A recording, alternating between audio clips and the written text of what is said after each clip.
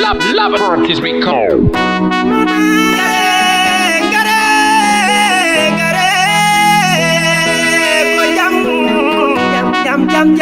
Jam Pulo sonike ni ma ni baba bandiraɓe e sehilaɓe on calminama on juurama on jarnama kadi on manama bisimilla mon e programme men bandiraɓe sehilaɓe programme mon woni rendo ɓamtare focus sur bandiraɓe sehilaɓe. Cette semaine, pour cette première édition de l'année, je vous propose de découvrir le portrait d'un frère engagé, inspiré, inspirant, engagé pour notre culture et art pulaar. O wiyete ko Amadou Bator Sow ɓurɗo lorlude e Yoro Sow. Holko woni dow mum, hol fandare makko. Bandiraɓe sehilaɓe, hande vous allez tout savoir de notre artiste et frère Yoro Sow. C'est pour vous, c'est maintenant et c'est sur Africa Digital Concept.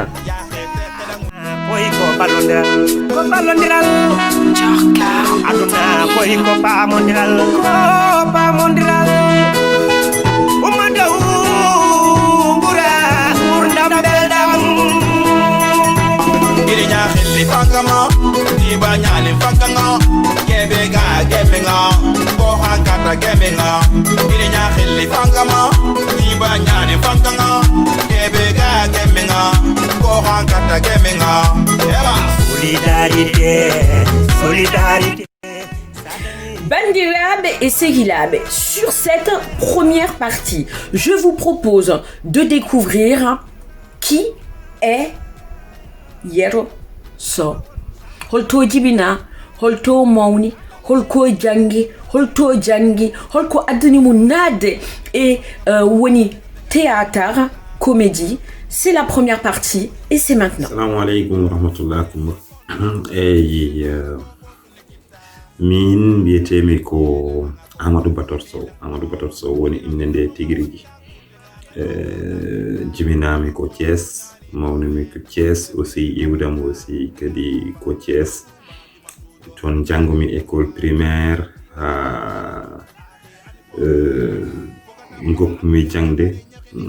ton jangumi Hourana aussi voilà mes parents aussi kadi ko Thiès inde artiste o ko adi inde artiste o de bindumi scénario goto no wiye Pullo nandite non gummonnomi ko Dara ara Dakar pour jangude holko woni nandita siyagal, holko woni ƴolde dal, holko ko fate neɗɗo no jola e ko way non. Donc ɗum woni Pullo nandite. Oɗon moment noon dañmi expérience dañmi miiƴade innirde horom Pullo nandite e Yoro Sow. Donc on inde noon yahata ha oɗo moment ni. Parcours professionnel to ummi, est-ce que j'ai fait des formations? Oui, j'ai fait des formations. Ko adi fof ko don woni. Par exemple, gilani gonmi cukalel ngo koccumi cassette comédien goto ancien comédien no wiye Sanoxo noon o ñemtinanno demde gonde leydi ndi fof Saraxulle, Séréer, Wolof, Manjaago, tout quoi, tout. Du coup, nde koccumi cassette makko gonmi ñemtinde ko waɗata ko waɗata ko e bange tonalité des voix et changement de voix aussi et ñemtinde Pulɓe, ñemtinde Séréeraɓe, mais leur ton, leur façon de parler quoi. Donc ne don virus o naati kam quoi, don virus wonde comédien don naati kam. Mais au début jinnomi ko wadde one man show, mi yidano arde e bange théâtre o, jinnomi ko wadde one man show, par exemple comme Jamel Debbouze, comme genre ɗiɗon théâtre sur scène ɗum wonno anniyam. mais du coup après au fur et à mesure Allah waddi kam e troupe goto no e troupe domiri mi mbadi kam invité ngarmi jimi no ligirto ni affaire o nati kam badmi intégré troupe au fur et à mesure amin gona non e jangude odon moment e der troupe amin gona wadde formation which e ko way non au fur et à mesure mboro yaha ha troupe non dañi cadele troupe fusinde tawmin ne ko gononno me troupe fof mboro winda des scénarios nden bindumi pulla nandite o waji be certir rindinmi be encore mi en fotani certude podden ko rendude e ligguden jaren yeso ni mi mbi min ngala scénario mi windi déjà scénario goto no ye pulla nandite et donc min jouit dum ça cartonné franchement don yimbe puddi andude yoroso e ko gollata e nder dum don non après ada andi kam sa wadi hunde yimbe jiidum beltima don non après ngone wadde des formations mi wadi formation de sekken mi wadi formation uji comment jouer sur scène comment scénario windirte aussi que mi wadi formation aussi ko fate bange caméra uji e ko way non donc no min gummi ton kadi min goppani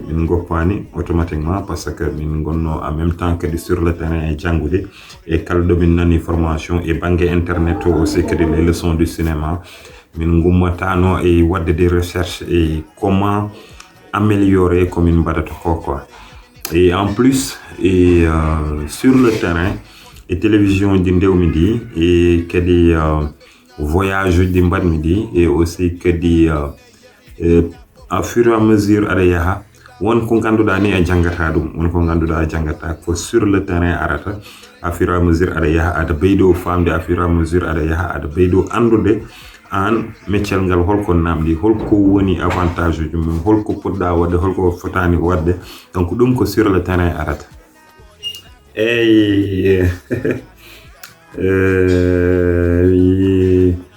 quatrième question. Pourquoi tu as choisi ce métier? Bon, pourquoi j'ai choisi ce métier? Parce que d'abord,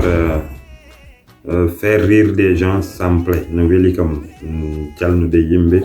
et étudier stress ou yimbe. Mais si tu as stress, nous voulons mettre stress ou yimbe. Et puis deuxièmement, kadi mburi yidimo. Adande sahaji nenda non liggo ko ganduda o yida dum.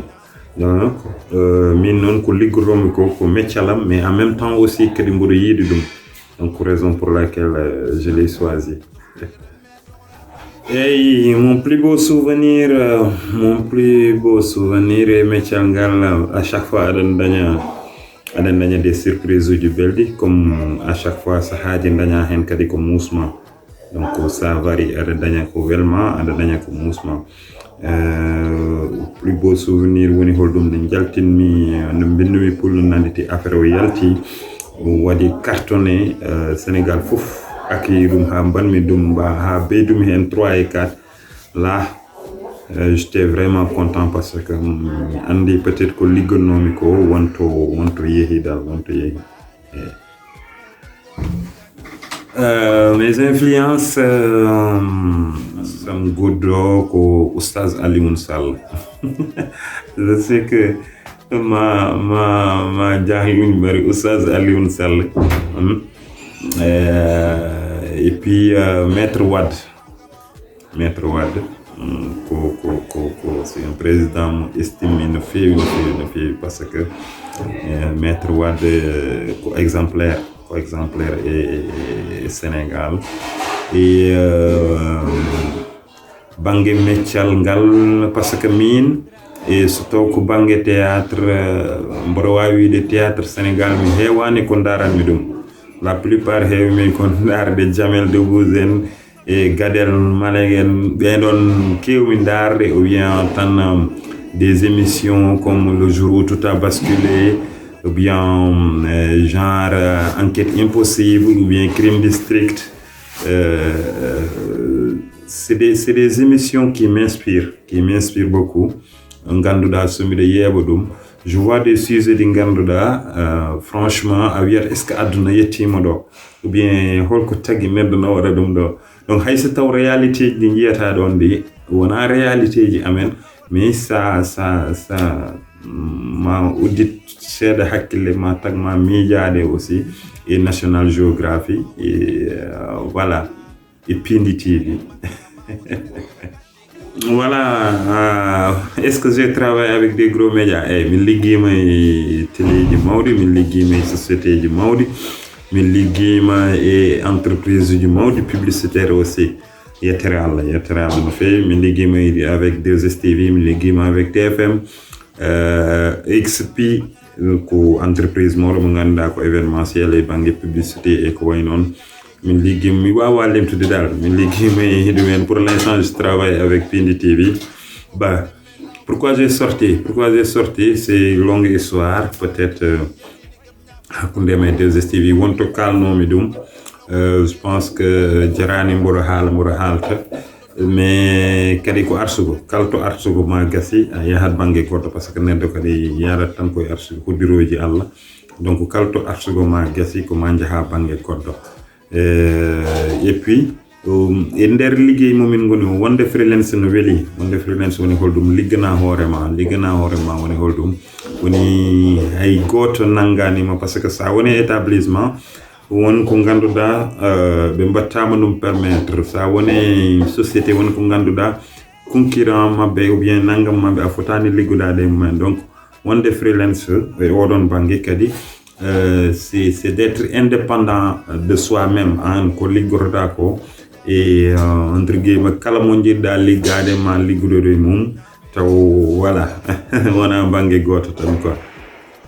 Voilà, sur cette deuxième partie, Bandiraɓe Sehilaɓe, eɗen gandi yeroso le comédien. Kono hande yeroso comédien, metteur en scène, réalisateur. Pourquoi avoir choisi cette multifonction? Et puis, Nathan et série men baɗɗo fayida woni jeewo holko nanimu hen holko haalata hen et puis qu'est-ce qui a fait le succès en fait de cette série ainsi que des acteurs. Bandiraɓe Sehilaɓe, c'est la deuxième partie et c'est maintenant. Oui, tu es comédien, monteur, réalisateur, parce que ko Allah waɗi ɗum aussi kadi ko don. Ko adi fof ko comédien gadimi wonde e nder comédien e formation uji momin mbaɗata o nder jaami ha gandumi holno scénario windirte e comment aussi kadi waɗata saɗa waɗa mise en scène ma aussi kadi holno poɗɗa waɗirde mise en scène ma. Donc sa andi holno poɗɗa waɗirde mise en scène ma saɗa winda scénario o déjà ni a waɗat en même temps mise en scène o. Donc réalisation mboɗo wawi wiide jettumi ɗum koye 2STV janggumi holko woni réalisation parce que somi waɗino émission ha mi para mi yahatno régie mawɗo to woni to réalisateur wonata pour choisir les plans et aussi kadi so taw émission nana waɗa préparé fil conducteur mo jogoto Allah e sago tan mi heɓa hen goto mi yi réalisateur o et animateur soit no ɓe majjiri fil conducteur mabɓe. Donc don go réalisation nati kam et à fur et à mesure et puis kala ko min mi jouer aussi ko min réaliser dum horam hay so taw mboɗo jangatno nder les pulanan les galle kaw gox bi wa sofongi nuyu wa kaw di don produit uji fof ko min waɗi dum réaliser horam. Donc nden mi jangano dum et puis mboɗo waɗano dum réaliser. Donc à fur et à mesure ni jangumi dum ha gandumi holko woni réalisation voilà beedi tan ko fewde quoi. Dum fof kadi ko yettere Allah tan ko yettere Allah. Ouais. Oui, l'histoire du trouble du casting. Casting, comment c'est venu jeewo ko ton natanmi pour mi wawa haalandema holko woni casting. Et trouble jeewo ko sohna goto banam debbo goto biyeteɗo Oumou Dieng kañum invitno kam Pindi TV émission o nana Pindi TV ha joni mo yeewano ɗum fof no wawi yaade yeewoyde ɗum nde woodi kam invité Pindi ngarmi min haali haala théâtre nomin kaali haala théâtre noon wi kam pourquoi ha joni Haalpulareɓe dañani des séries des sketchs comme Leeru Korka ti genre mbimomi scénario uji nan ɗo les artistes aɓen ɗo talent o aussi kadi nan ɗo mais probléme o ko holɗum ko yarlitiɓe ɓe ganduɗa aɓe mbawi jettude jawdi mabɓe mbiya dara min kan min mbaɗa e production pular ou bien dara min ara kan min nanga e production pular ɗum woni komin jiyano du coup nomin pari émission jom pendi yidum woni Daouda Moussa Dia que je remercie au passage, premier questeur à l'Assemblée nationale, honorable député Monsieur Dia, mo ganduɗa tous les comédiens peul hande ne jattamo no fewi parce que non goytumi ɗum de kanko yi hen hoore mum o wi réalisateur mo pindi Samba Gueye o wi ɗum donc wat feere jewtuɗa yoro jeewon ko mbaɗɗon taw korka no fandinomo ni mbaɗmi lewru korka min joui korka ka rewi lawol fulɓe fof jiiti hen koye mumen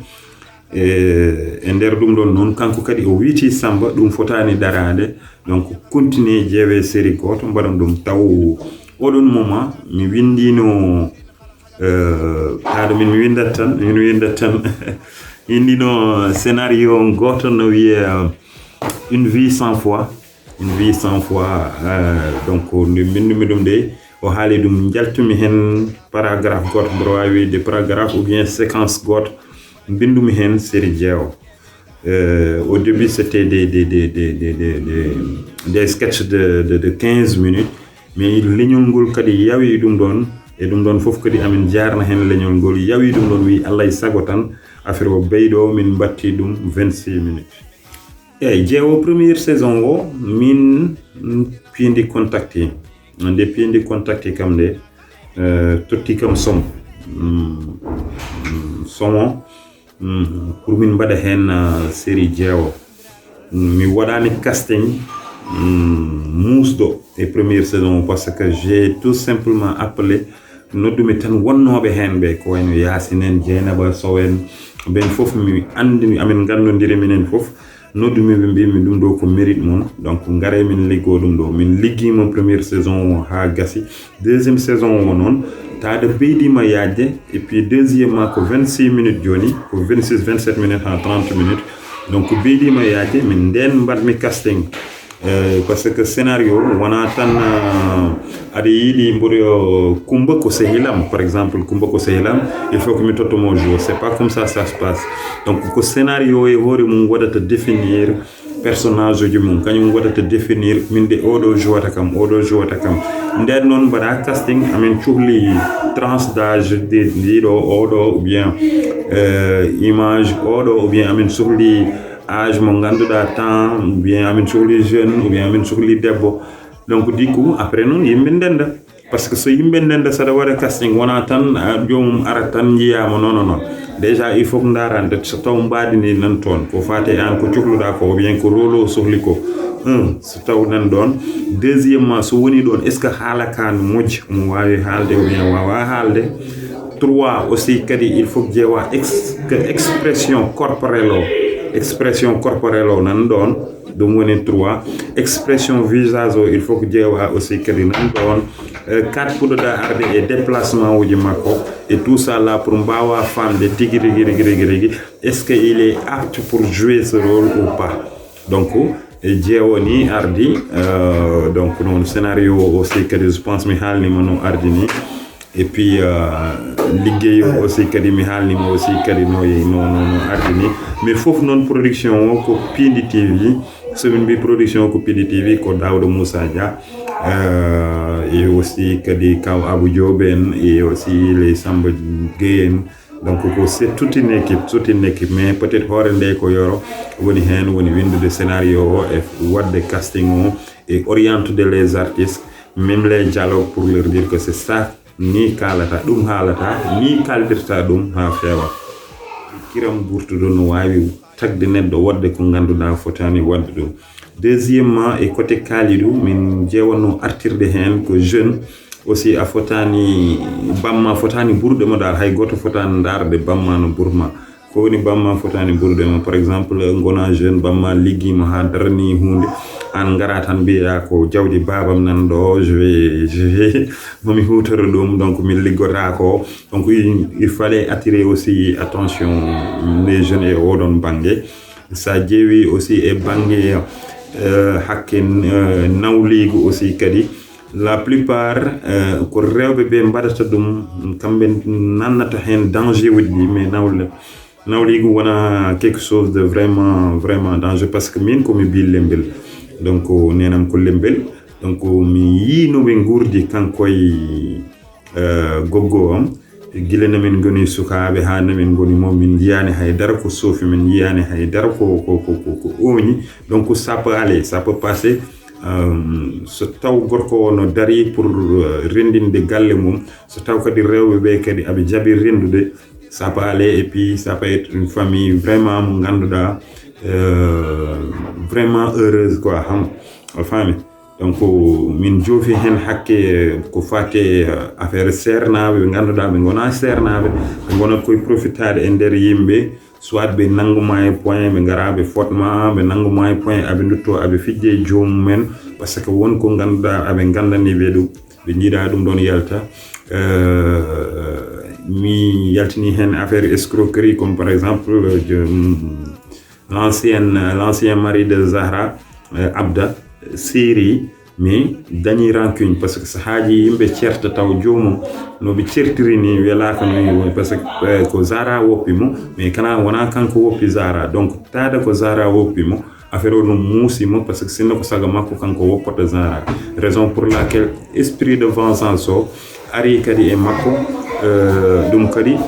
escroquerie le rôle de Kisma aussi c'est pour montrer aussi kadi yimɓe ɓe que c'est pas comme ça qu'on résoudre des problèmes parce que c'est pas une solution aussi donc il y a pas mal de sujets gonde nder ɗi ganduɗa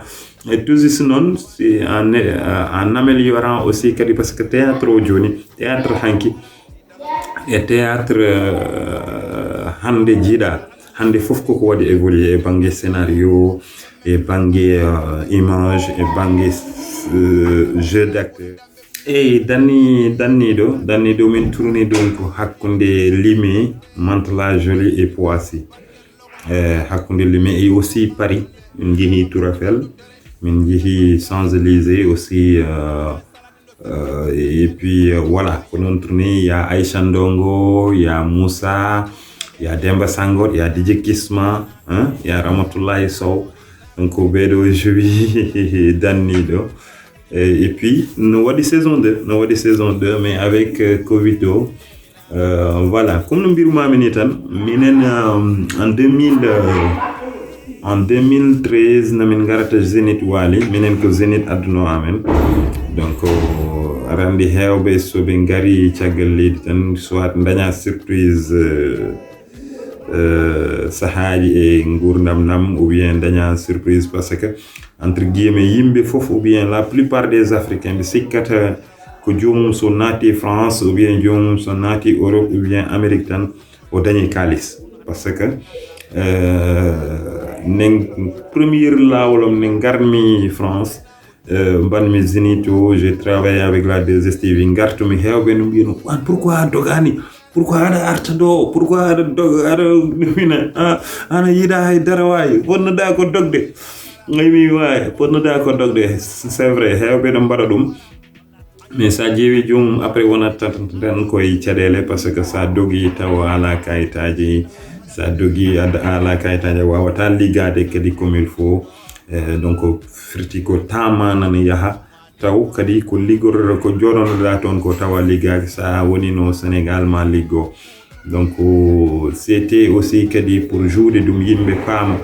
sahaji yaade caggal leydi no moƴƴi kono no foti jogade accompagnement so mbi accompagnement woni holɗum woni peut-être aɗa jogui meccal mo ganduɗa sa yeehi toon ma waw liggade toon normal ou bien aɗa jogui jangde mo ganduɗa sa yettima ma waw wadde des formations pour mbawa nadde e golle goɗɗo ou bien aɗa jogui tan meccal mo ganduɗa sa yettima e nder yimɓe ɓe ma waw gollude gollal ngal ha daña hen mais amma ɗum ɗon sa ari dow ma musat kadi e jomum ou bien après au fur et à mesure ruttoto ko ne liggo kadi liggéeyaji ɗi ganduɗa peut-être so woni no Sénégal so tottunomo ɗiɗon liggéeyaji o jaɓata liggade ɗum. Donc ɗum ɗon fof noon il fallait que bandiraɓe anda ɗum wonde France wonde Afrique wonde kala to mbawɗa wonde sa liggeyma tan pawa ɗum e lawol ngol ma Allah yantu hen quoi. Oui, les projets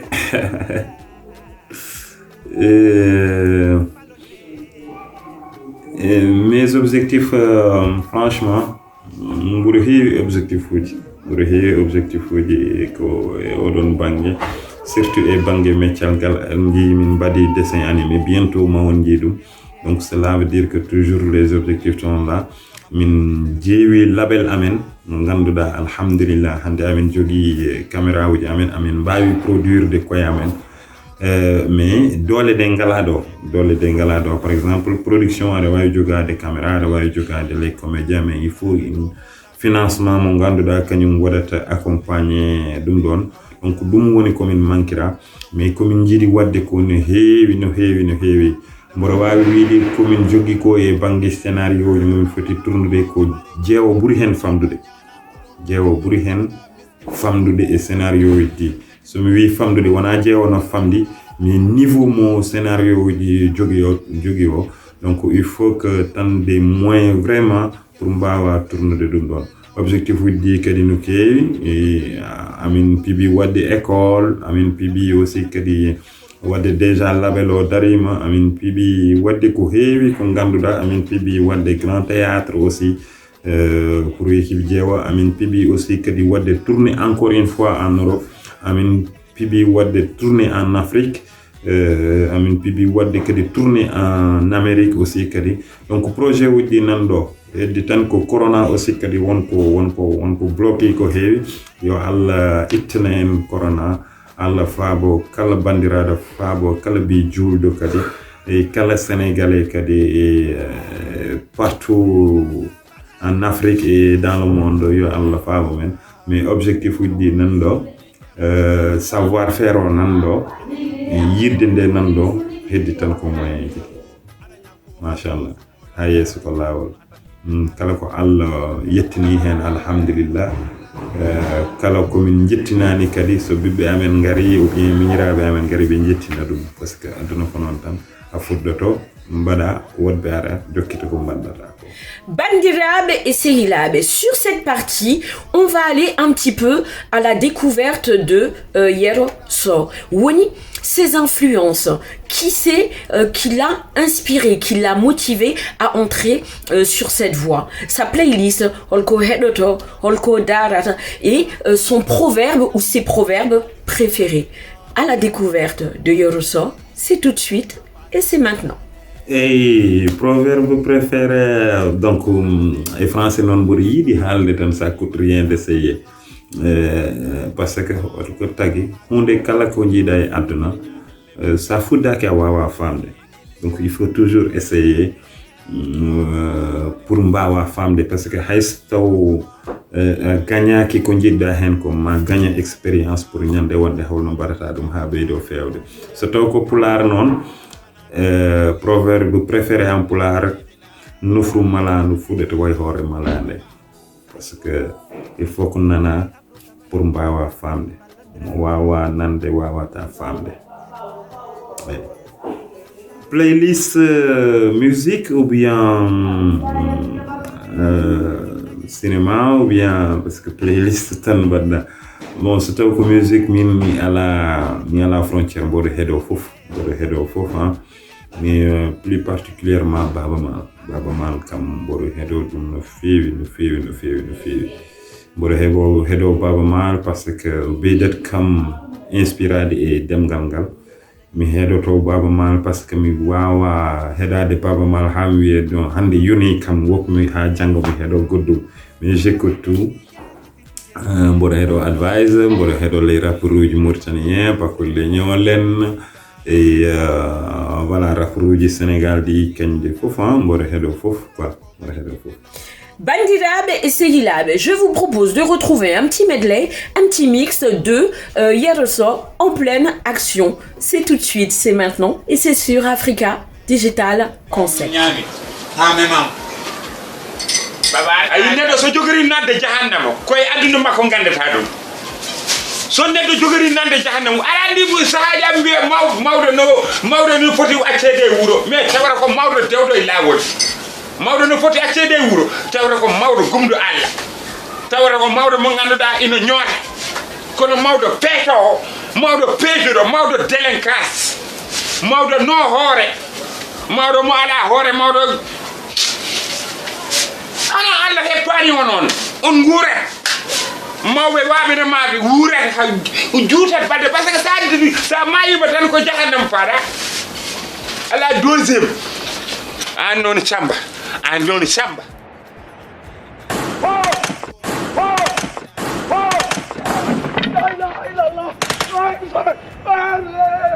wallahi suuti juuɗama waya gami oy on pello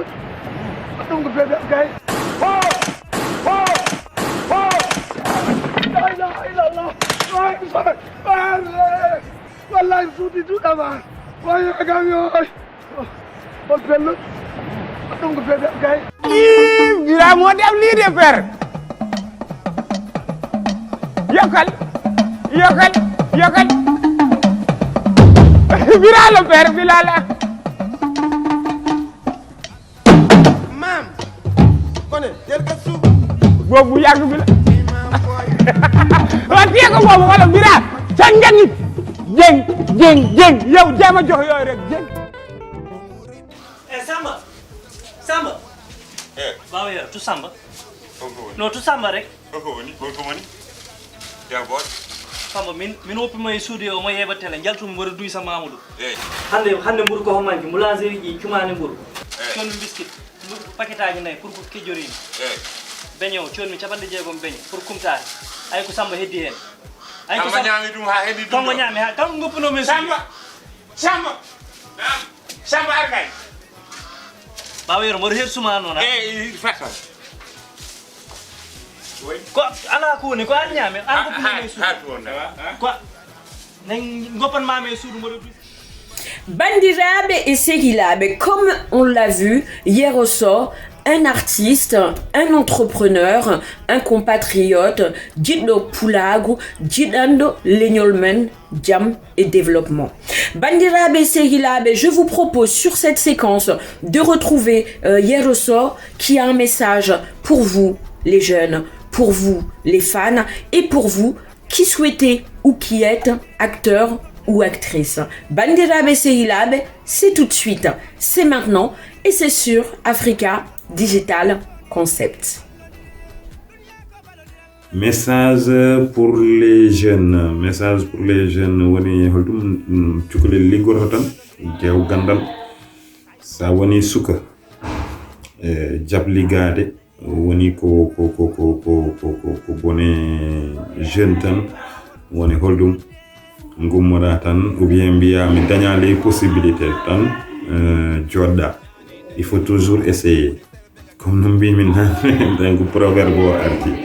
donc il faut toujours essayer et puis neddo non gumata hoore mum neddo andat hoore mum pour les jeunes parce que sa gumi hoore ma ina wawi tagdema wadde ko ganduɗa fewani ou bien aɗa wawi wadde ko ganduɗa moƴƴani mais neddo andat hoore mum sa andi hoore ma non ma andu ko podɗa wadde e ka fotani wadde. Donc ça c'est pour les jeunes quoi. Pour les fans min ngala jobni mabbe parce que randi neddo kala e yiddi mum no wadirta dum manifester. Par exemple min mi hawre babiraado goto uti temedere o wi kam mi ala ko kasiti mi kono temedere nde nda jettu mbi mi ala. O wi comme sibbo Allah jettu parce que min weltu mbi mi joni beccel dum jetta 50 mi jetta 50 o wi kam e wadde mbadan non. Donc randi on so dañino des milliards o tottatma dum donc neddo goto jiddo mo wawa yobde mo parce que a wawa kadi a wawa wadde feere ha pota e makko parce que a wadi o yi ko mbadda ko o yidima hen sabu Allah e nelaado muɗum donc mi wiyatɓe tan Merci beaucoup toutes les fans woni été ko ɓuri hen hamnade woni yoro ala fans ɓe mbiyata o ko cukalel ou bien o ko mawɗo ou bien tranche d'âge di fof noon ko fans uji yoro hay fakka manuji hay donc mboɗo wawi wiide fans uji yoro aweni partout donc mi wiyatɓe tan jarama message o woni holɗum yoɓe beydo nangude komin jiiɗi wadde ko Allah ne seedi min dañani moyen wadde ɗum komin jiiɗi wadde ko tigi rigi somin dañino moyen wadde ɗum kon wona ɗum ɗo tan mbiyete kon fansuji ɗi kala koɓe jiiɗima ɓe dañ ɗum e yamen mais kadi yoɓe ɓeyde nanguɓe ko woni yeeso dadani guiɗi ha yeeso ko lawol min nene aussi mboɗo yiiɗiɓe mboɗo tini on par ce que halpulareɓe no mbiya kala tinɗomo tinmo hay sa tinanimo tintinmo aɗa tinimo donc raison pour laquelle aussi kadi won proverbe biyeteɗo jagga jeeyma sa jaggani jeeyma jagga jeey janande ñande joom jeey arani ko jeey perta ko jeey ko e ko jeeyɗa ko donc wadde jaggu jeeyma yoro so noon ko jeey ful son jaggi ko onon jeeyi son jaggani ko onon jeeyi message pour les comédiens dans l'ensemble woni comédien ko meccal yo comédien kala andu comédien ko meccal comme no mécanicien woni meccal ni sa bornima wutte aɗa waɗa ɗum nden ka comédien sa yaltima hen natti wonde comédien ka Amadou Bator Sow donc non sahaji non comédien aussi kadi wona meccal mo ganduɗa meccal bolle puyde c'est un métier noble franchement ko métier mo ganduɗa kangaɗo aussi watta ɗum kangaɗo watta ɗum dayɗo aussi kadi watta ɗum hay so taw hangaɓe ala ko comédien ɓuuri kangaɗo par ce que mais jinmi wiide tan neɗɗo mo miijota ko neɗɗo kadi mo ganduɗa kadi andani aduna mum watta métier comédie donc non so taw la plupart des comédiens c'est des savants donc hay so taw minen kam koye ɗayde de min jeeya ni la plupart des comédiens ou bien les grands comédiens sa jeeyoɓe c'est des savants ko ɓe mboɗo wawi wiide donc non kala gonɗo e meccal ngal no foti yonnude ɗum ha yoora ɗo waɗi sinko ɗum kadi ha yimɓe wasa rokkude par ce que sahaji sa mbi comédien tan yimɓe mbiyata koɓe bandiji so taw ko gorko so taw ko debbo ɓe mbi koɓe cagaji jaafoɗon kam e mo mais parce que souvent ko comédien o nawata hoore mum toon ha ɓe mbatta waɗde ɗum ɗon en aminité taw comédien ko métier noble donc ɗum ko comédien o jeeyi jonnen ko jeyɗen ko jonnen koye amen ganden to ko kalaten ganden to haalaten ganden aussi kadi holkomin jogui pour kadi respect oɗon wawa artude kadi e amen mot de la fin ko jarnadema jarnadema no feewi jarnade kala jeeɓannoɗo émission o so haala ka rewi lawol alhamdulillah yettere Allah so taw wonko uñi hen wona ɗum wonno anniya o et puis mi salmini fansuji yore wonɓe France ɓe foof mi salmini aussi encore une fois Daoudou Moussa Dia mi salmini aussi grand goto Moussa Diallo mi salmini renno go mi salmini Pakol Leñol mi salmini leñol fulɓe fof mi salmini mi weltanimamaɓe aussi mot de la fin woni holɗum yoɓe continue nangude tan merci beaucoup voilà encore yeri sew voilà bon fin de la interview moi donc non mboɗo wawi hubbude telem mi joue parce que won mo jinmi gañdi Diouf nana donc Diouf non mboɗo foti gañdemo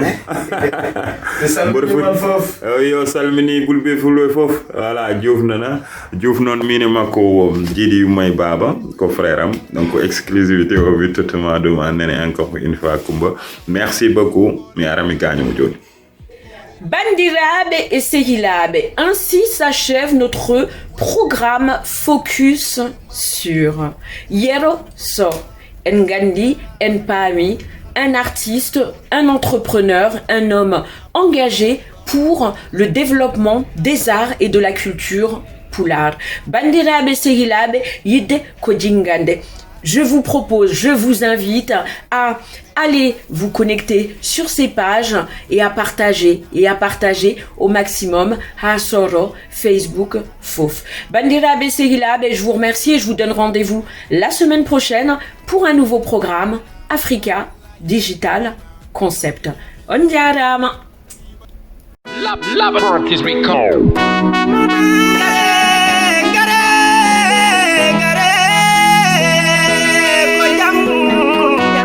Jam Ulo sonike Yidi baba Aduna koi ko balondiral Aduna koi ko pa mondiral